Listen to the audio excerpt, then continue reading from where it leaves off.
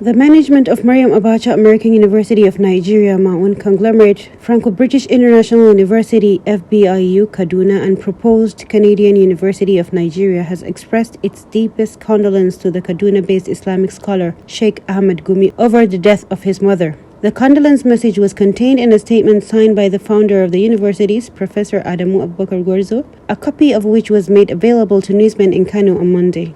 He said her death was a great loss not only to her immediate family, but to the entire Muslim Ummah in the country. Professor Gwarzo described the deceased as a great and highly disciplined mother who trained her children to the path of Allah. May the Almighty Allah forgive her shortcomings and grant her Jannatul Firdaus. On behalf of the management of Maryam Abacha American University of Nigeria and Niger, Franco-British International University, Kaduna and proposed Canadian University of Nigeria, I wish to extend our condolences to you and your family over the great loss. While praying for her forgiveness and mercy, Professor Gwarzo also prayed to God to give Sheikh Gumi and the entire members of the family the fortitude to bear the irreplaceable loss. The deceased died on Sunday evening around 5:30 p.m.